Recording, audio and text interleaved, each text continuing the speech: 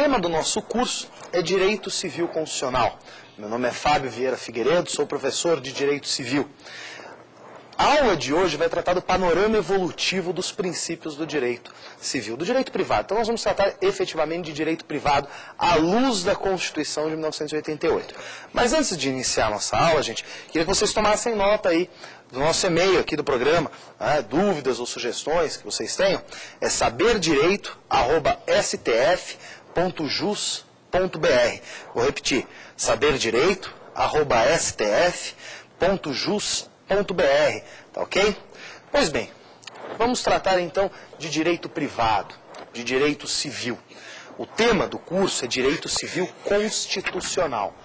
Professor, mas não tem essa cadeira lá na minha faculdade, onde eu fiz a faculdade, onde eu estou fazendo, ou não tem essa matéria sendo cobrada lá em concursos públicos, direito civil constitucional. É efetivamente um neologismo, direito civil constitucional. Convencionou-se chamar de direito civil constitucional aquela gama imensa de direitos das civis, direitos do povo, que ascenderam às constituições. Então, hoje em dia não é um fenômeno só brasileiro, nós temos isso em diversos outros países do mundo. As normas que garantem os direitos individuais, ou algumas normas que garantem direitos individuais, que garantem direitos das civis, ascenderam às constituições. A isso se convencionou chamar direito civil constitucional. E junto com esse neologismo, com essa nova terminologia a tratar dessa parte do direito civil, ou deste ponto de estudo do direito civil, nós temos aí uma gama infinita de princípios aplicáveis e uma construção doutrinária, que ainda que recente, é muito profunda na matéria do direito civil constitucional. Tá legal, gente? Então a gente tem de ver aí onde que tudo começou. O direito privado. A maior evolução do direito privado se deu em que momento? A maior evolução do direito privado se deu lá na época do direito romano. Então, vários institutos de direito privado que nós estudamos hoje, direito civil, contratos, casamentos, sucessões, direitos obrigacionais, direitos das coisas, eles nasceram lá no direito romano, lá no Império Romano. Então, a maior evolução do direito privado se deu efetivamente naquela época, no Império Romano. No entanto, com a queda do Império Romano, nós tivemos uma obstaculização no desenvolvimento do direito privado. Uma obstaculização no desenvolvimento do direito do indivíduo, dos direitos individuais, dos direitos das civis. Isso foi um tanto quanto bloqueado, quanto obstaculizado. Da queda do Império Romano até 1789, nós só tivemos o desenvolvimento das chamadas ou ditas teorias públicas. Para quem fez ou está fazendo a faculdade de Direito, tem lá uma matéria específica chamada Ciência Política ou Teoria Geral do Estado, a depender de cada programa, de cada universidade, isso é apresentado de uma maneira, em que nós estudamos basicamente os contratualistas. E aí vamos citar aí Hobbes, Locke e Rousseau, os três principais.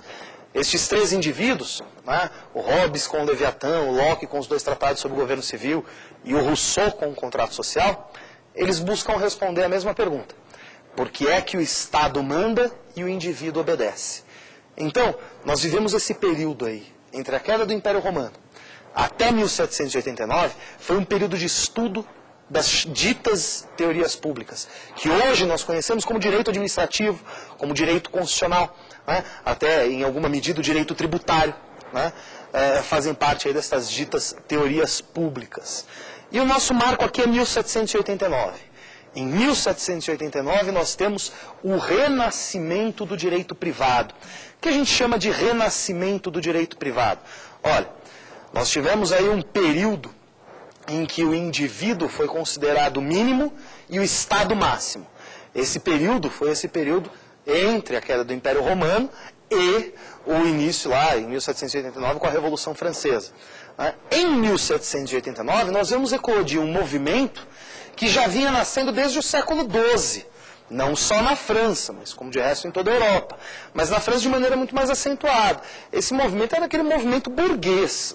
Nascia uma nova classe social, a burguesia. Esses sujeitos, esses tais burgueses, eles tinham o quê? Um exacerbado poder econômico, mas nenhum poder político.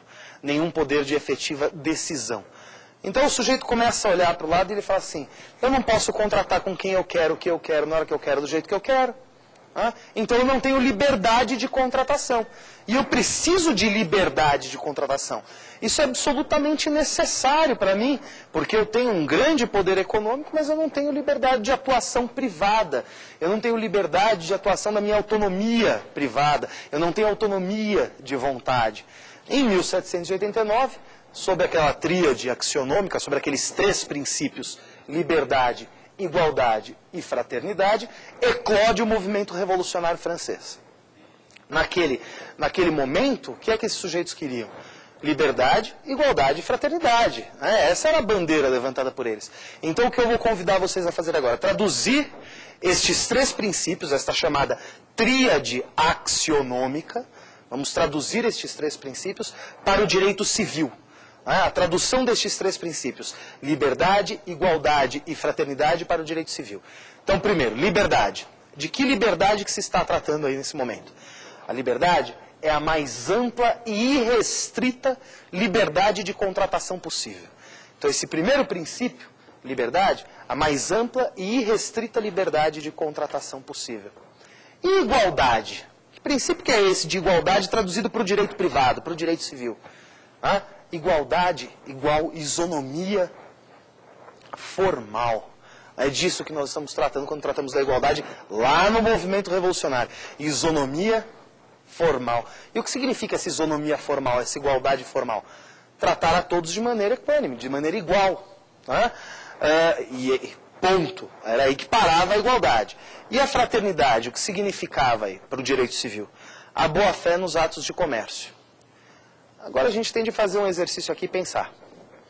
Será que a liberdade ampla e irrestrita de contratação, a isonomia formal e a boa-fé nos atos de comércio são 3 princípios que sustentam o direito privado? Que efetivamente trazem para o direito privado a segurança que ele precisa no relacionamento social das pessoas? Enfim, vamos imaginar aí. Eu posso contratar o que eu quiser, com quem eu quiser, no momento que eu quiser, do jeito que eu quiser. Imaginem só o seguinte, eu vou contratar um sujeito para instalar redes de computadores no meu escritório. Ele vai instalar uma rede de computador no meu escritório. Não estou falando de contrato de trabalho, hein, gente? Estou falando de um contrato típico previsto no Código Civil, qual seja o contrato de prestação de serviços. E eu vou contratar o sujeito para instalar redes de computadores lá no meu escritório. Ele vai instalar as tais redes de computadores no meu escritório. Ele trabalha para isso durante 18 horas. E eu ofereço para ele, pasmem, um prato de sopa. Eu falo assim, você vai trabalhar 18 horas instalando redes de computadores no meu escritório e eu vou lhe oferecer um prato de sopa para pagar isso. E não estamos tratando de um contrato de trabalho. Ele é livre para contratar, se ele aceitar, tá ok, claro que não. Claro que não. Por que é claro que não? Porque isso avilta a dignidade humana do indivíduo. Então isso é um direito indisponível. Ele não pode trabalhar aquelas 18 horas em troca de um prato de sopa. Então, qual é o limite dessa liberdade de contratar? Será que há limite dessa liberdade de contratar? Será que em algum momento finaliza a liberdade de contratar? A gente tem até uma pergunta dessa que o pessoal fez aí nas ruas, qual era o limite da liberdade de contratar. Então, sobre limitação à liberdade de contratar, a gente tem até uma pergunta dessa aí que fizeram. Vamos ver lá a pergunta. Meu nome é Monique e eu gostaria de saber qual é o limite da liberdade de contratar. Pergunta da Monique aí sobre o limite à liberdade de contratação. Limite à liberdade de contratação não é senão a ordem pública instalada, né? É disso exatamente que se trata. A ordem pública instalada é o limite da liberdade de contratar. Mas como que isso se dá? O que é essa tal ordem pública instalada? Qual é o preenchimento desse conceito? E qual é objetivamente, Fábio? Se eu tiver de anotar aqui, a liberdade de contratar qual é a liberdade de contratar? Então a gente tem de pensar um pouquinho para chegar aí nessa liberdade de contratar. Não é algo tão simples. A liberdade de contratar tem tal limite, né? A gente sabe, obviamente, que um dos limites é a função social do contrato, prevista lá no artigo 421 do Código Civil.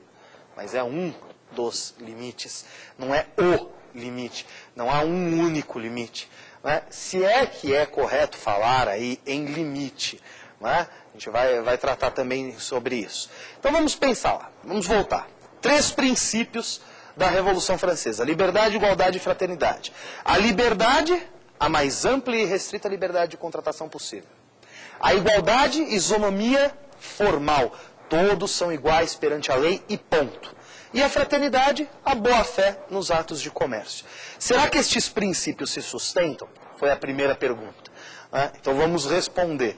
Vamos lembrar lá de Lacordaire, quando Lacordaire diz que entre o forte e o fraco a liberdade escraviza e a lei liberta. Isso é da natureza humana. Sempre em que um sujeito for mais forte do que o outro, seja intelectualmente, seja economicamente, seja fisicamente, ele vai, sem sombra de dúvidas, escravizar o outro. Eu sou bonzinho, eu não faço isso porque eu sou bom. Mentira, o homem é mau por natureza. Então aqueles que lembram lá de aulas de teoria geral do Estado ou ciência política vão lembrar. O homem é o lobo do homem, o homem é mau por natureza, é disso que se trata.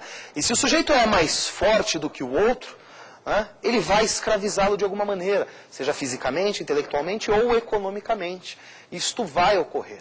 Então, será que a liberdade ampla e irrestrita de contratação é saudável? É salutar para o desenvolvimento das relações sociais? Olha, como Lacordaire disse, entre o forte e o fraco, a liberdade escraviza e a lei liberta. Então a liberdade efetivamente vai escravizar quem? Aquele que é mais fraco. O que é que vai libertar aquele que é mais fraco? Ora, a libertação daquele que é mais fraco vem através da lei. Vamos pensar aí o que acontece. Será que esse modelo de liberdade, igualdade e fraternidade, ele foi efetivado no Código Civil Napoleônico de 1804? O Código Civil Napoleônico de 1804 vinha sob essa bandeira. A liberdade mais ampla e restrita de contratação possível, a isonomia formal e a boa-fé nos atos de comércio. Por que é importante da gente falar isso no Brasil? Olha, lá pelos idos de 1864, 1865, um professor baiano chamado Teixeira de Freitas foi contratado para fazer o nosso Código Civil. Ele fez o nosso Código Civil em 5.000 artigos.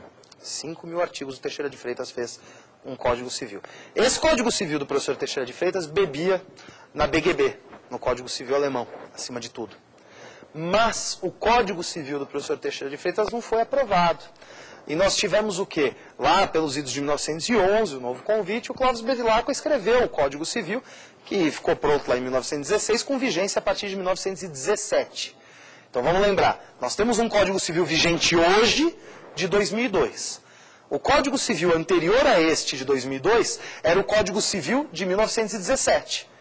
Este Código Civil de 1917, em que pese tenha saído aí mais de um século depois do Código Civil Napoleônico, do Código Civil francês, que foi de 1804, este Código Civil brasileiro de 1917 bebeu no Código Civil Napoleônico de 1804. Então vamos organizar essas datas que a gente trabalhou até agora? Olha, lá do Império Romano, queda do Império Romano, até 1789, desenvolvimento de teorias públicas. No meio desse caminho aqui, século XII, surgem os burgueses. E vai chegar lá em 1789, vai eclodir o movimento revolucionário francês. A Revolução Francesa, que tinha 3 princípios: liberdade, igualdade e fraternidade. Deste movimento revolucionário de 1789, nasce o Código Civil Francês de 1804, com base nesta tríade axionômica: a mais ampla e restrita liberdade de contratação possível, isonomia formal e boa-fé nos atos de comércio.